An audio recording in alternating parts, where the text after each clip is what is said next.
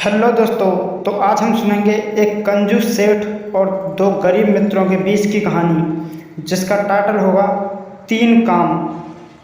तो चलो कहानी को स्टार्ट करते हैं। 3 काम। एक बार दो गरीब दोस्त एक सेठ के पास काम मांगने जाते हैं। कंजूस सेठ उन्हें फौरन काम पर रख लेता है और पूरे साल काम करने पर साल के अंत में 12-12 स्वर्ण मुद्राएं देने का वचन करता है। साथ ही सेठ यह भी कहता है कि अगर उन्होंने काम ठीक से नहीं किया तो एक गलती के बदले 4 स्वर्ण मुद्राएं उनकी तनख्वाह से काट ली जाएंगी। दोनों दोस्त सेठ की बात मान लेते हैं और पूरी साल कड़ी मेहनत करते हैं। दौड़ दौड़ कर सारे काम करते और सेठ के हर पल आदेश का पालन करते। इस तरह पूरा साल बीत गया।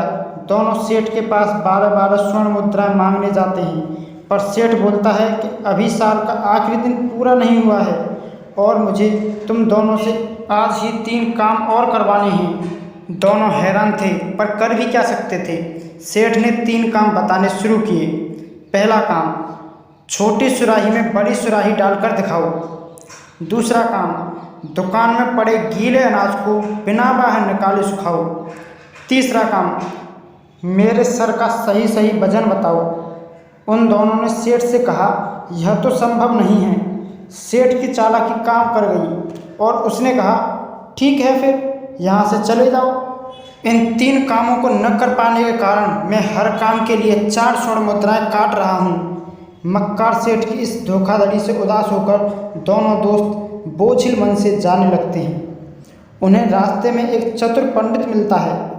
उन दोनों के ऐसे चेहरे देखकर पंडित उनसे उनकी उदासी का कारण पूछने लगता है और पूरी बात समझने के बाद उन्हें वापस सेठ के पास भेजता है। दोनों सेठ के पास जाते हैं और बोलते हैं, सेठ जी अभी आधा दिन बाकी है, हम आपके 3 काम कर देते हैं।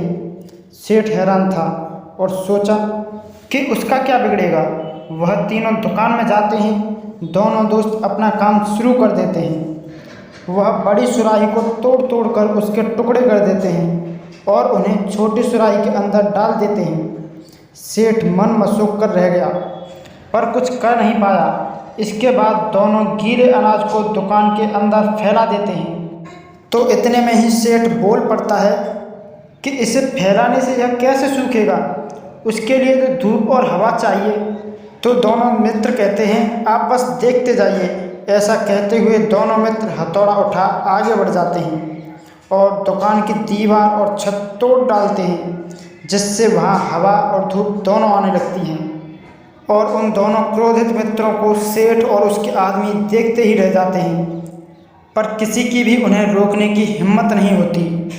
अब केवल आखिरी काम ही बचा होता है। दोनों मित्र तलवार लेकर सेठ के सामने खड़े हो जाते हैं और कहते हैं, मालिक आपके सर का सही सही वजन तोलने के लिए इसे धड़ से अलग करना पड़ेगा। तो आपसे विनम्र निवेदन है कि कृपया बिना हिले डुले स्थिर खड़े रहें। अब सेठ को समझ आ जाता है कि वह गरीबों का हक इस तरह से नहीं मार सकता और बिना आनाकानी के वह उन दोनों को 12-12 स्वर्ण मुद्राएं दे देते हैं। तो दोस्तों, आपको ये कहानी कैसी लगी, इससे आप क्या सीखे, कमेंट सेक्शन में बताएं। और हाँ, वीडियो को लाइक और चैनल को सब्सक्राइब कर दीजिए। धन्यवाद।